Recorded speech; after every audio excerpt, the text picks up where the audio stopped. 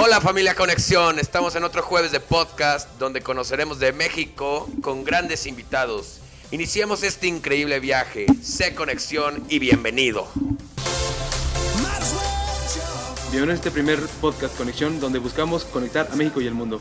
Mi nombre es Francisco Villa y estaré guiándolos en esta travesía por nuestro bello país. En esta ocasión nos encontramos con nuestro amigo y colaborador Alberto Hernández, historiador, conocedor de la historia de México y de la ciudad, de esta bonita ciudad de México. Él ha trabajado en diferentes ámbitos periodísticos, ámbitos históricos, principalmente ha tenido una maestría en administración, ha trabajado en Radiotec, cadena de radio La Raza.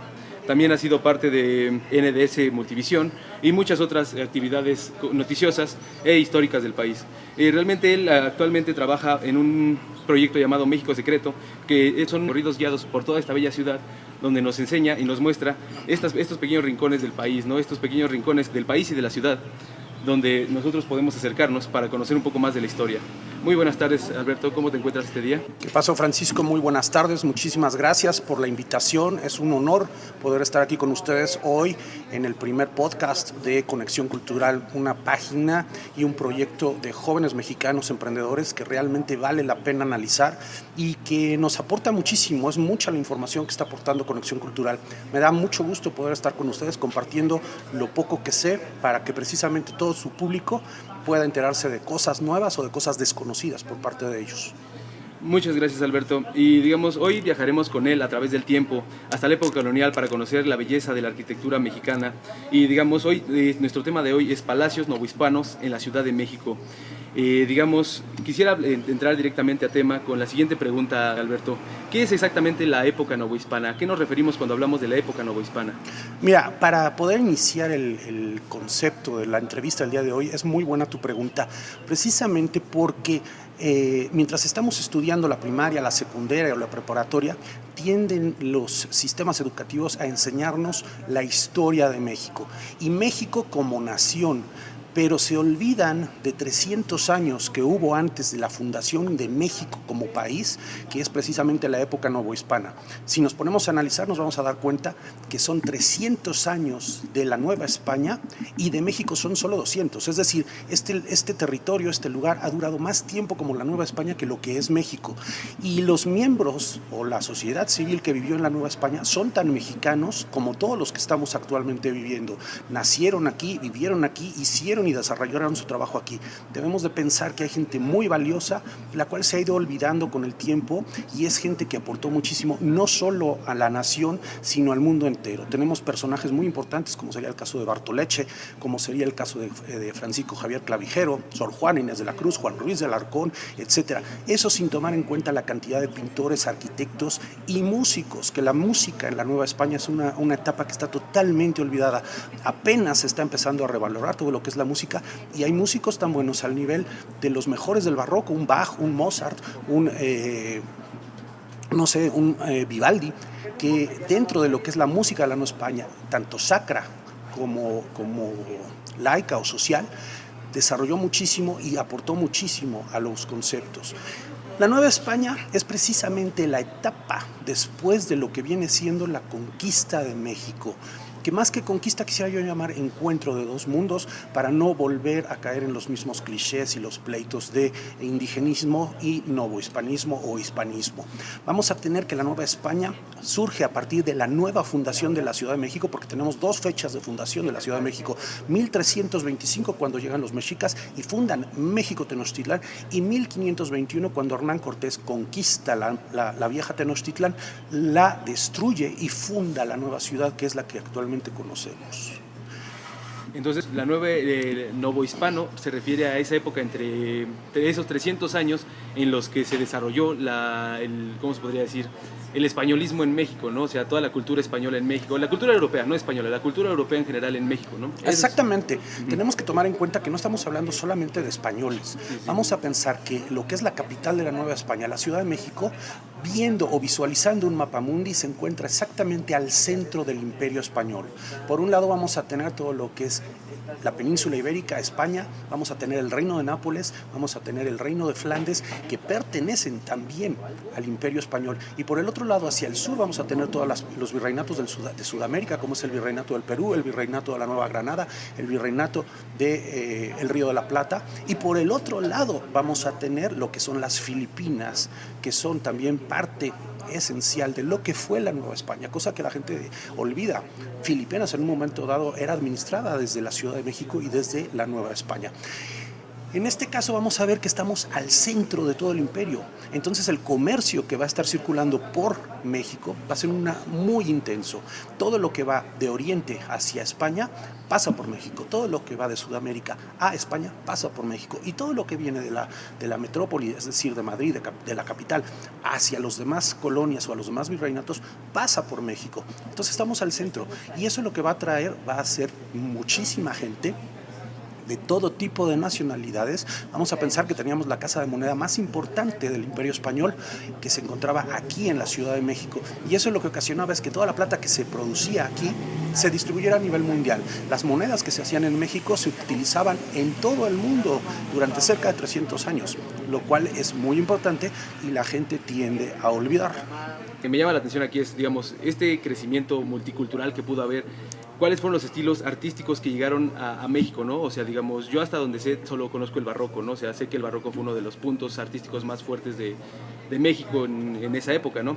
Pero digamos, aparte del barroco, ¿qué otros movimientos artísticos llegaron a México que influyeron tanto en la arquitectura como en el arte nacional, bueno, novohispano? Mira, como te comentaba, son 300 años. Te puedes imaginar que en 300 años va cambiando muchísimo la moda, va cambiando muchísimo los estilos arquitectónicos, la música, la forma de vestir, etcétera.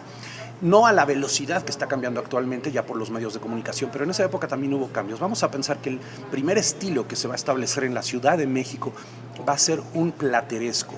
El plateresco, que es un estilo decorativo que se utilizaba en España a finales de la Edad Media. Vamos a tener reminiscencias también del gótico dentro de lo que es la Ciudad de México. Hay domos de la Catedral de México que tienen nervaduras de estilo gótico, lo que nos está hablando de la antigüedad. Vamos a pensar que el principal ejemplo o muestrario de arquitectura de la época colonial es la Catedral Metropolitana de la Ciudad de México.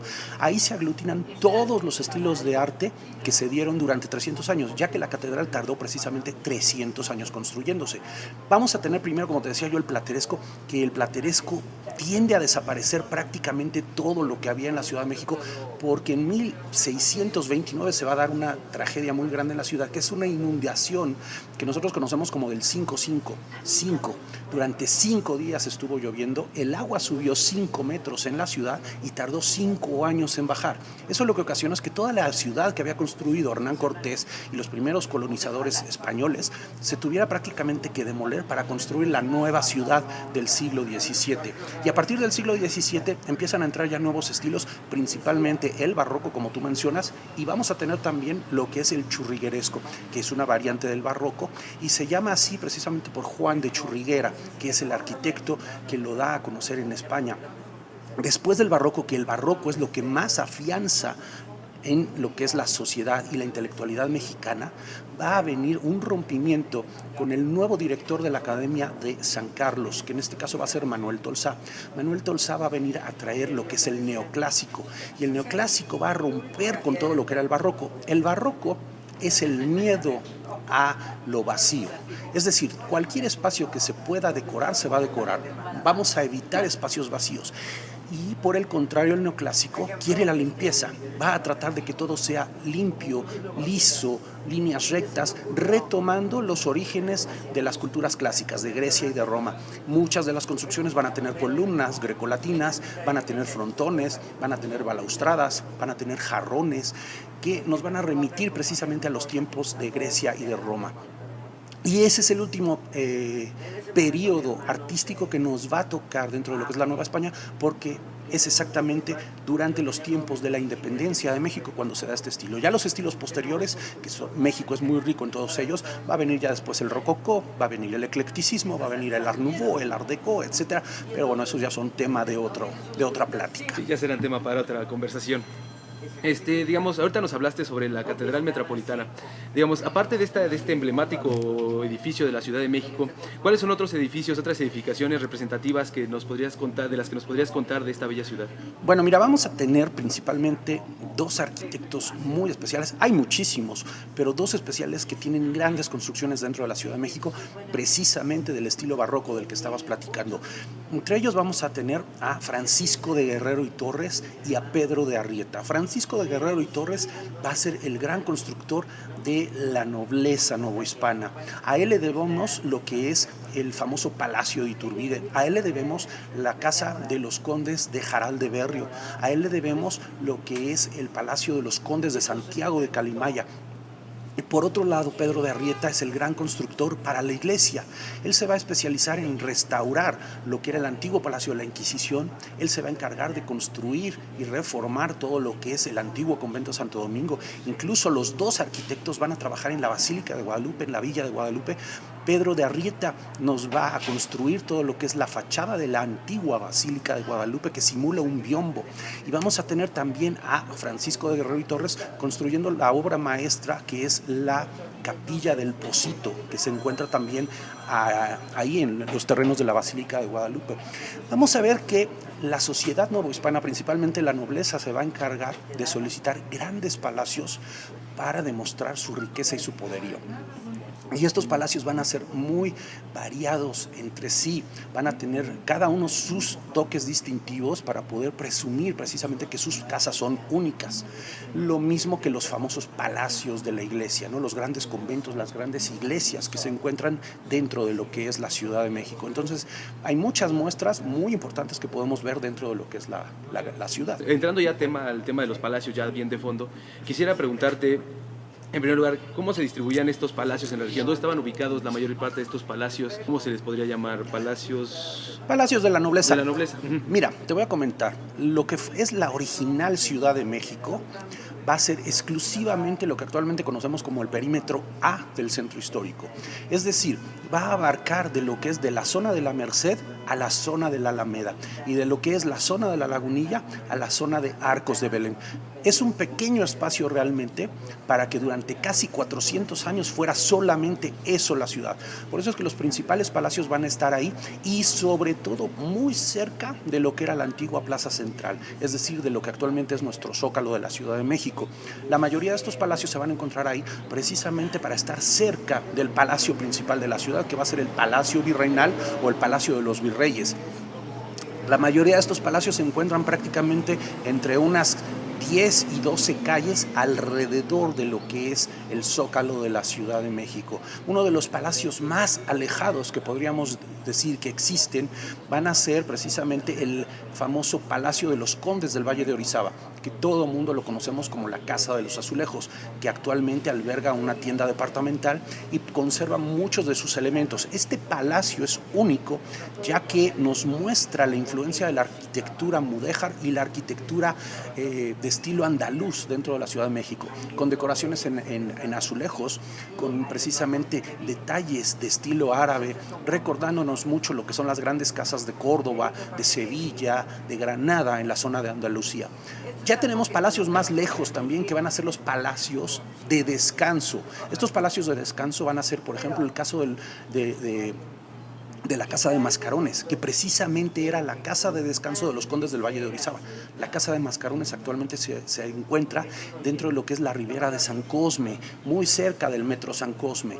O tenemos también el caso del Palacio de los Condes de Pinillos, que es lo que actualmente es el Museo de San Carlos y que ya está construido en estilo neoclásico por parte de Manuel Tolsá. Ese palacio es único, ya que el patio es redondo, es el único patio redondo que se encuentra dentro de la Ciudad de México, construido en la época colonial, y vale la pena conocerlo ya que es el Museo de San Carlos. La colección de arte que tiene ahí adentro es muy importante y muy interesante.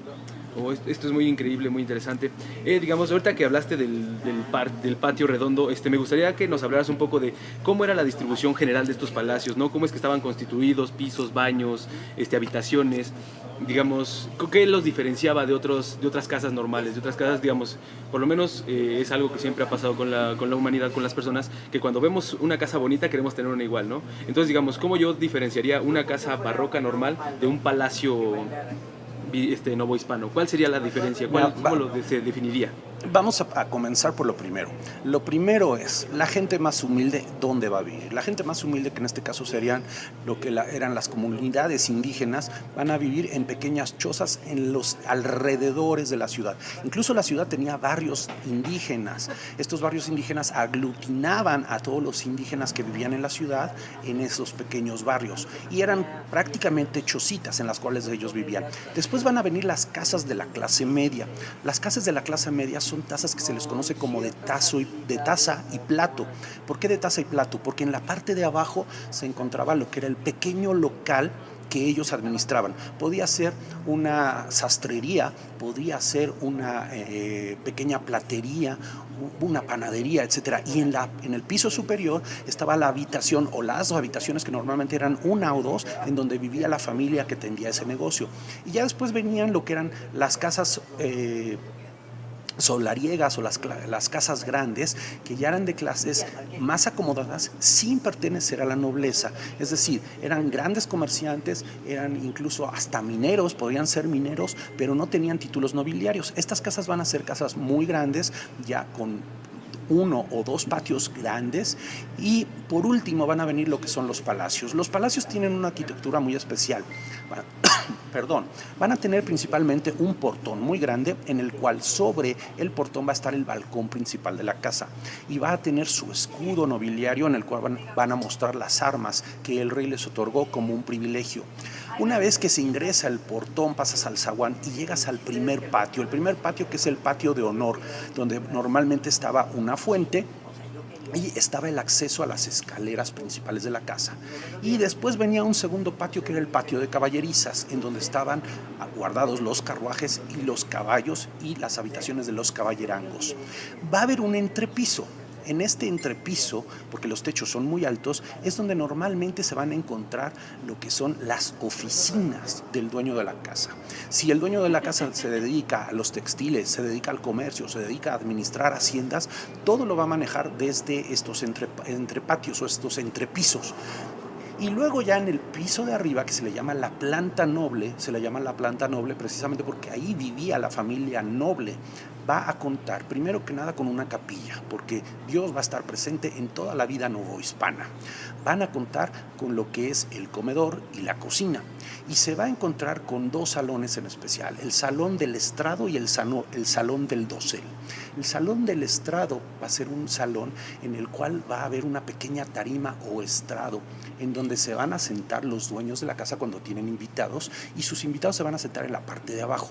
Esto precisamente para marcar que ellos tienen un nivel más alto. Ellos son de la nobleza y están un nivel arriba de los invitados.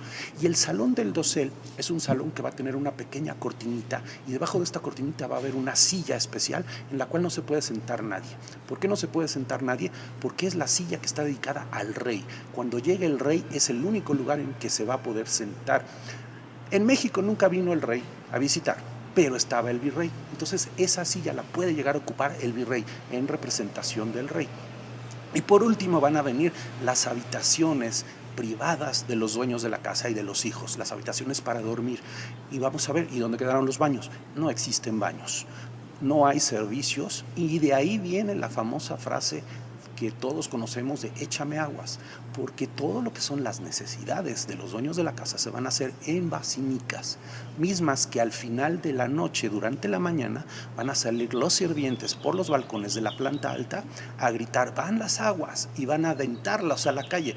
La gente que va caminando por la calle lo que tiene que hacer es correr y pegarse a las paredes para que no les vaya a caer precisamente esas inmundicias.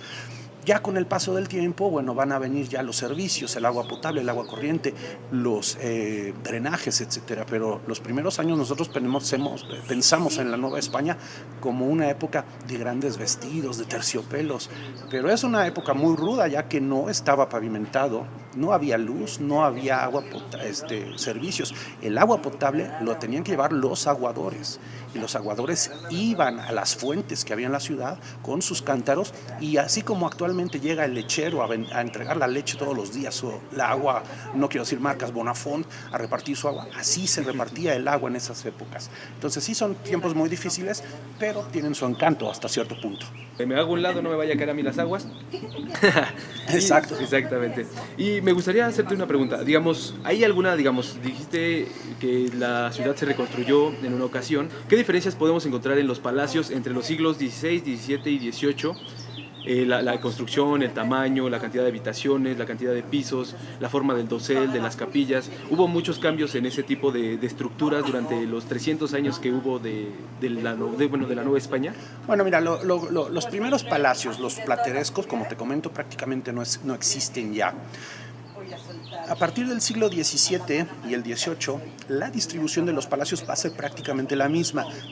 Lo que sí va a cambiar es la distribución, es decir, en dónde se van a encontrar determinadas habitaciones, y sobre todo el gusto decorativo. ¿Por qué? Porque va cambiando el gusto.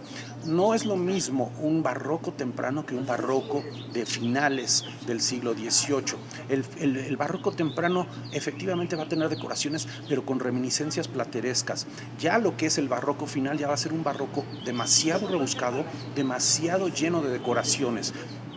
Esto es lo que nos da la pauta precisamente de ver los diferentes tipos de decoraciones en los diferentes palacios. Vamos a tener palacios que van a mostrar, dependiendo de cada familia, los gustos. Por ejemplo, el Palacio de los Condes de Santiago de Calimaya, que actualmente es el Museo de la Ciudad de México, va a tener lo que son las gárgolas de desagüe en la parte de arriba con forma de cañones. Entonces, cuando llueve de los cañones es de donde va a salir el agua que escurre de los techos. ¿Y por qué? Porque ellos quieren demostrar que son defensores del rey, que ellos han participado en batallas importantes, por eso es que van a tener forma de cañones. En el caso, por ejemplo, del Palacio de Iturbide, que era el antiguo palacio de los condes de San Mateo de Valparaíso, es un palacio que las gárgolas van a tener forma de delfines. ¿Y por qué? Porque Francisco de Guerrero y Torres es un enamorado de las cosas bellas, y él dice que la naturaleza tiene que estar presente dentro de las construcciones. Pero lo curioso de estas gárgolas es que los que van a hacer las gárgolas y las van a tallar en piedra van a ser indígenas, y los indígenas no conocían el mar y mucho menos conocían los delfines. Entonces, al momento de que les dice, aquí quiero que me hagas una cara de un delfín, un cuerpo de un delfín, pues los indígenas no tienen ni idea de lo que le está diciendo, y le preguntan, ¿cómo es un delfín? Le dice, pues mira, es un pescado grande, pero tiene nariz. Y cuando tú ves las formas de las gárgolas, te vas a dar cuenta que efectivamente tienen forma de pez, pero tienen nariz de humano, porque pues ellos no sabían cómo era la nariz de los delfines. Entonces, cada palacio tiene sus detalles particulares y especiales. Vamos a tener el caso del palacio de los condes de Prado Alegre, que este palacio tiene en la esquina integrada a la construcción un círculo solar mexica como decoración. Me vas a decir, bueno, ¿por qué tiene un círculo mexica si se supone que los españoles decían que querían terminar con todo eso? Efectivamente, los primeros años de la colonia, del virreinato, los españoles quieren terminar con todo lo que era el pasado. Pero ya en el siglo XVIII está de moda, que se acaba de descubrir Pompeya, está de moda los grandes descubrimientos arqueológicos de Egipto, y se dan cuenta que en México también hay arqueología. Y cada vez que se construye una nueva casa y se encuentran piedras labradas, ya no son motivo de destrucción, ya son motivo de valoración. Y si yo voy a construir mi casa donde encontré cosas antiguas, quiere decir que mi terreno, mi solar, es un terreno de abolengo, es un terreno que ya tiene historia y tiene antigüedad, y por eso voy a ponerlo como decoración para presumir que mi casa ya viene de tiempo atrás. El caso más especial de este tipo de decoraciones es precisamente el Palacio de los Condes de San Mateo de Valparaíso, que en la esquina de lo que es Pino Suárez y República del Salvador sale una serpiente precisamente mexica de lo que es una de las columnas, demostrando que el palacio está siendo detenido por lo que es Quetzalcóatl. Y es muy impresionante ver cómo está la piedra totalmente integrada dentro de lo que es la construcción. Entonces, como te digo, prácticamente lo que va cambiando más que nada es la decoración de los diferentes habitaciones y palacios que hay en la ciudad. Jamás imaginé que realmente se pudiera combinar el arte novohispano con todo el vestigio del pasado, ¿no? Aún más llegamos hasta hasta la época de la conquista, ¿no? Pero digamos, ahorita hablando de esto de la conquista y de la conservación de los vestigios del pasado, en la actualidad, ¿cuál es el palacio o cuáles son los palacios mejor conservados de la Ciudad de México? ¿Con cuáles podemos encontrar casi intactos o que hayan tenido muy pocos cambios? Hay aquellos que hayan sido museos o que se hayan reconstruido, que podemos decir, así es como se veía en el pasado. Mira, prácticamente todos sufrieron cambios a lo largo del tiempo. Los palacios que actualmente tenemos están restaurados y reformados. Uno de los que se conservan más en su estilo original, podríamos decir que es el Palacio de los Condes de San Mateo de Valparaíso, que actualmente es el Museo de la Ciudad de México. Y este museo, independientemente de la distribución, que conserva su capilla, conserva sus decoraciones y actualmente tiene función de museo, tiene el detalle que en la parte superior de lo que es el palacio, en lo que sería la parte de la azotea, estaba un cuarto que era rentado a un artista muy importante del siglo XIX llamado Joaquín Clausel. Joaquín Clausel en el siglo XIX va a utilizar esta habitación como su cuarto, como su estudio de pintura. Y él lo que hacía es que cuando terminaba de pintar un óleo, para limpiar los pinceles, iba a pintar pequeñas pinturas en las paredes. Entonces es una habitación que tiene cerca de 300 pinturas pintadas sobre la pared, con lo que le iba sobrando a Joaquín Clausel de sus pinceles. Otro caso, por ejemplo, es el Palacio de los Condes de San Mateo de Valparaíso, que actualmente es nosotros lo conocemos como el Palacio de Iturbide. Pertenece a la fundación de Citibanamex. Es un palacio donde se muestran exposiciones temporales de muy alta calidad. Podemos ver cómo era el palacio, conserva también su capilla, conserva su salón del estrado, pero con funciones de museo. Ahora, todos estos palacios en algún momento tuvieron diversos usos. El caso del Palacio de Iturbide fue en algún momento un hotel, el Hotel Diligencias en el siglo XIX. El Palacio Santiago Calimaya fue una vecindad durante mediados del siglo XX. Vamos a tener el caso del Palacio de los Azulejos o de los Condes del Valle de Orizaba, que después de haber sido palacio hasta mediados del siglo XIX se convierte en el famoso Jockey Club de la Ciudad de México para recibir a la alta sociedad en banquetes, en tertulias, en bailes, etcétera. Y después se va a convertir en Casa del Obrero Mundial, sede de los sindicatos, y por último se convierte en la sede de lo que es la tienda Sanborns de la Ciudad de México, la primera sucursal. Vamos a tener también el caso, por ejemplo, del Palacio de los Condes de Heras y Soto, que se le considera la esquina más bonita de la Ciudad de México porque es totalmente barroco. Se encuentra toda decorada con elementos barrocos, con un gran personaje deteniendo una canasta de frutas, como hablando de la abundancia que había en ese palacio. Durante mucho tiempo fue oficinas y actualmente es la sede del Archivo Histórico de la Ciudad de México. Tenemos también el caso, por ejemplo, del Palacio de los Condes de Prado Alegre, que ese es un caso muy triste, ya que el palacio se encuentra íntegro, pero está totalmente desmantelado. Vamos a tener en la parte de abajo varias tiendas, varias boutiques, el patio no queda absolutamente nada, se convirtió en un pasaje comercial, en la parte de arriba se encuentra un bar en muy mal estado. Entonces es un palacio que está verdaderamente dando una imagen triste de lo que pasó con muchos de los palacios. Tenemos muchos casos de diferentes palacios, el caso de los palacios de los Condes de Jala o Xala, que actualmente se acaba de recuperar. Durante mucho tiempo fueron pequeños talleres e imprentas y actualmente se restauró y es sede también de otra tienda Sanborns y se puede uno pasar. El caso de este palacio es muy importante, ya que es un palacio que está dedicado a la gente que trabaja en la casa. Todas las decoraciones en azulejos, que no cualquiera podría tener decoraciones en azulejos. Los azulejos eran muy caros de hacer, entonces el que tenía azulejos es que tenía muchísimo dinero. En el caso de los Condes de Jala, las decoraciones nos hablan del servicio y la servidumbre, al grado tal de que en las escaleras se encuentra la única estatua de un mulato que hay en la Ciudad de México, y este mulato está deteniendo como una antorcha. Era precisamente para que iluminara las escaleras cuando la gente subía o bajaba. Entonces cada palacio, como te digo, tiene sus detalles y destinos e historias muy variadas. El nuevo palacio que está a punto de abrirse como museo es el antiguo palacio de Jaral de Berrio. Este palacio funcionó durante más de 100 años como las oficinas centrales de Banamex y actualmente estamos a meses de que se abra para albergar como sede permanente la colección de arte de Citibanamex y conservar el Palacio de Iturbide como palacio de exposiciones temporales, lo que va a ser una gran noticia, ya que este palacio de Jaral de Berrio es el único palacio que conserva una escalera, ¿cómo decirte? Se me fue la palabra, en espiral. Es una escalera doble que está diseñada basándose en la escalera doble que diseña Leonardo da Vinci para el Palacio de Chambord en Francia. Y cuenta la leyenda que era precisamente para que dos miembros de la casa no se fueran a encontrar subiendo la escalera y se fueran a matar, cosa que es leyenda. Prácticamente era porque de un lado subía el servicio y del otro lado subían la familia y los invitados. De esta forma no se topaban con el servicio y pasaban y circulaban libremente.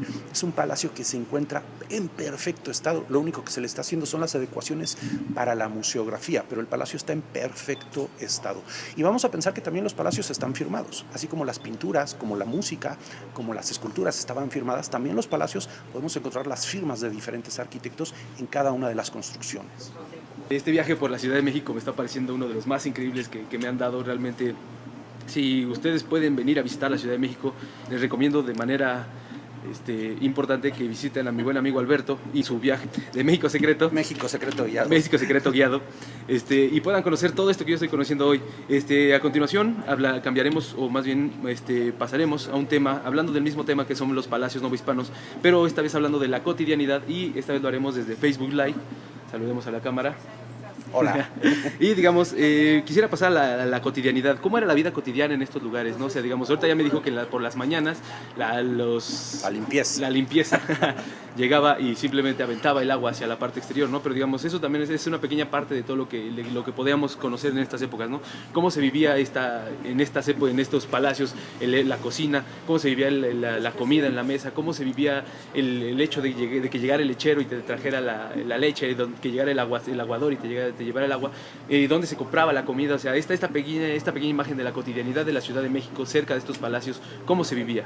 Bueno, mira, principalmente la vida va a depender de cada clase social. Es decir, dentro de un palacio vamos a tener esclavos, vamos a tener sirvientes, vamos a tener empleados exteriores y vamos a tener también a la familia noble. En este caso, por ejemplo, para lo que son los sirvientes y los esclavos, las tareas van a empezar desde muy temprano. Vamos a pensar que son tiempos en los cuales no hay luz eléctrica y lo que se tiene que aprovechar principalmente es la luz del día. Perdón. Es por ello que a las 6 de la mañana aproximadamente los empleados ya tienen que estar levantándose para dar los alimentos a los animales, a la vaca, porque va a haber una vaca normalmente en estos palacios para que tengan leche fresca, a los caballos, que son los que sirven a los patrones, las pasturas, etcétera. Van a realizar ellos también todo lo que son las labores de limpieza y la preparación de alimentos para la familia, que sería en este caso, por ejemplo, las cocineras que van a preparar los desayunos para la gente. Van a llegar durante la mañana los empleados externos, es decir, secretarios, se me fue el nombre de los choferes de carruajes, etcétera. Van a llegar ya para acompañar a la familia a las diferentes actividades. Y vamos a pensar que es una época que se rige en base a la iglesia. En base al santo del día va a ser la misa a la cual van a acudir a diferentes iglesias, capillas o conventos para lucirse ellos y para que la gente los vea. Al mediodía va a venir lo que son las comidas, normalmente comidas fuertes o píparas, como dicen, pequeños banquetes para la gente que tiene dinero. Y ya por la tarde viene nuevamente la salida a los paseos, a los saraos, que le llamaban así, a las pequeñas fiestas, o a las misas de la tarde. Y por último, en caso dado, van a venir las fiestas en la noche. Las fiestas en la noche que van a ser en donde se van a lucir los grandes vestidos, van a llegar los grandes bailes, los músicos, que son trabajadores externos que van a llegar a tocar dentro de los palacios música de cámara. Vamos a ver también que cómo se surtían de alimentos. Bueno, el gran mercado que va a existir en la Ciudad de México va a ser el mercado del Parián. El Parián es un mercado que durante mucho tiempo estuvo en lo que es el Zócalo de la Ciudad de México. Este gran mercado va a funcionar durante mucho tiempo, pero también va a ser motivo de grandes, así como se oye ahorita, es precisamente como se oían los pregoneros en esa época. Vamos a tener también que el mercado del Parián ocasionó en algún momento un gran motín que incluso llevó a quemar y destruir lo que era el Palacio Virreinal y el Palacio del Ayuntamiento. Por último, van a quitar el Parián de esa zona y van a trasladar toda la zona de abasto a la zona de la Merced. Y es ahí cuando la Merced se empieza a convertir en una zona de abasto para los alimentos. Van a haber antiguos mercados, como es el caso del mercado de San Juan, que actualmente sigue existiendo, se movió unos metros, pero sigue existiendo el mercado de San Juan en la zona centro, que actualmente es un mercado gastronómico. Entonces ahí podemos encontrar todos los alimentos gourmets, los principales chefs de los principales restaurantes actuales de la Ciudad de México. Ahí es en donde se surten de productos para sus restaurantes. Vamos a encontrar quesos importados, carnes, embutidos, setas de todo tipo de champiñones y setas. Vamos a encontrar pescados muy especializados, etcétera. Carnes exóticas como sería carne de cocodrilo o carne de avestruz. En este lugar se puede encontrar. Pues se me enchinó la piel, o sea, de conocer de sentir este acercamiento, ¿no?, con la vida cotidiana de la Ciudad de México, ¿no? Porque realmente no cambia mucho de lo que vemos en la actualidad, ¿no? O sea, más allá de que nos hayamos modernizado, esta forma de vivir siempre ha sido muy similar, ¿no? Realmente acercarnos a la población, acercarnos al mercado, vivir nuestra cotidianidad es parte de lo que hacemos y de lo que siempre se va a hacer, ¿no? En cualquier parte del mundo, en cualquier gran ciudad, siempre tendremos o nos podremos acercar, ¿no?, a esas pequeñas vivencias que todas las personas tenemos en común. Digamos, ya casi para culminar, quisiera hacerte una pregunta que por lo menos a mí me surgió durante toda esta entrevista, y es sobre el Museo de Bellas Artes. Cuenta como Palacio Novohispano. ¿Qué tipo de construcción es el Museo de Bellas Artes? ¿En qué categoría lo podemos meter de estas construcciones arquitectónicas? Bueno, mira, el Palacio de Bellas Artes es un palacio que ya no tiene nada que ver con la época novohispana. Es el gran palacio de la cultura mexicana construido por Porfirio Díaz y es un palacio que está ocupando el terreno en donde estuvo durante 300 años el antiguo convento de la Visitación de Santa Inés. Era un convento de monjas que se encontraba en todo ese terreno y este convento va a funcionar hasta los tiempos de la Reforma. Con la Reforma se cierra el convento y se va a convertir en fábrica de telas y de sedas, lo que era el antiguo templo. La parte de la huerta, que era la parte de atrás del convento, que sería actualmente la parte trasera de Bellas Artes, se van a convertir en pequeñas casas de vecindad.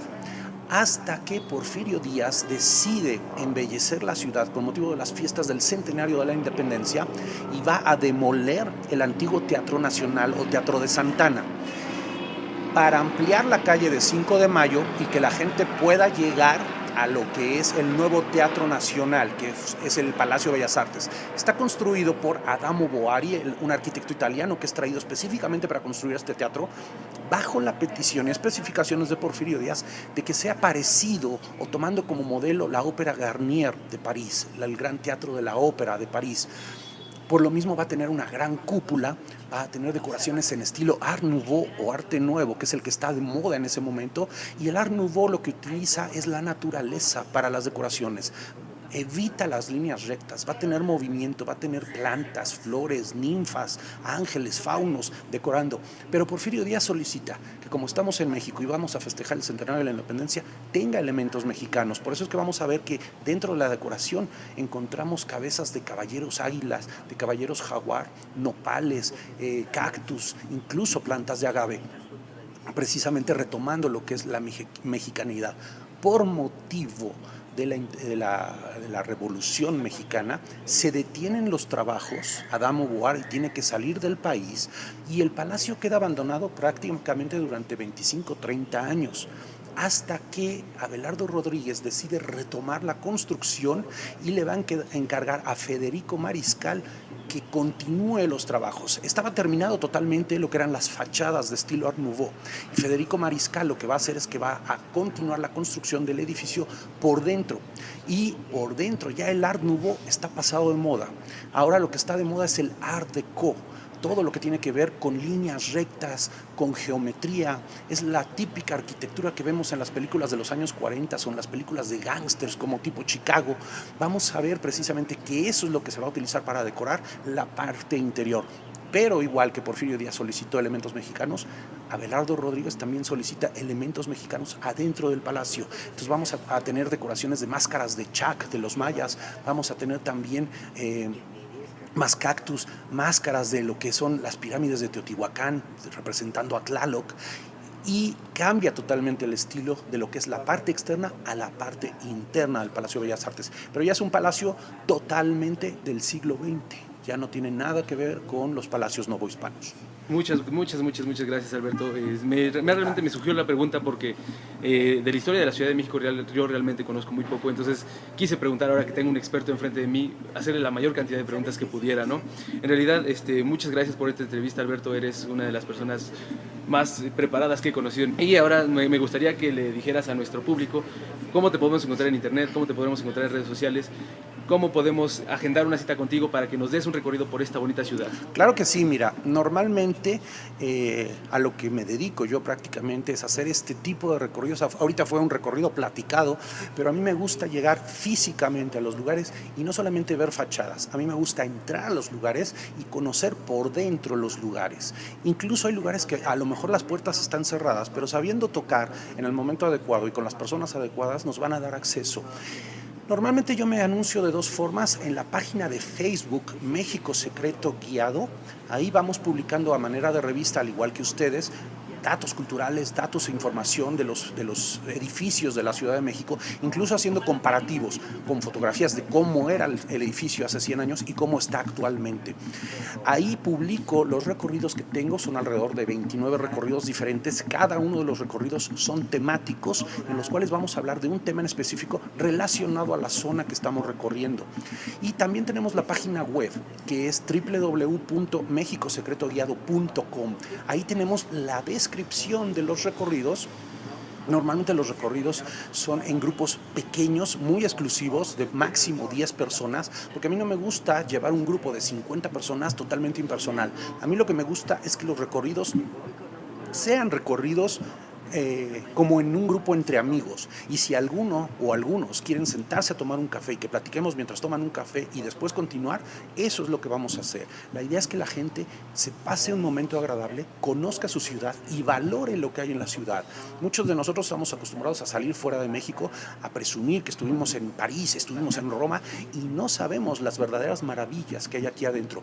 No se trata de comparar, simplemente se trata de revalorar lo que tenemos y evitar la destrucción que se está dando actualmente por la especulación inmobiliaria. Hay muchas zonas de la ciudad, como es el caso de la colonia Roma, la colonia Condesa, Polanco mismo, que están siendo devastados con sus construcciones para construir departamentos. Y son casas que quizás tienen valor artístico o quizás tienen valor histórico. Alguna persona famosa vivió ahí. Y de eso se tratan nuestros recorridos, que conozcamos, sepamos y valoremos. Muchas gracias, Alberto, esto fue increíble. Muchas gracias a nuestra familia Conexión y gracias por acompañarnos en este primer podcast, y nos gustaría que nos siguieran compartiendo. Conoce más de México, conoce Conexión. Muchas gracias por conectarte con nosotros. No olvides escuchar nuestro siguiente podcast, C Conexión. Hasta la próxima.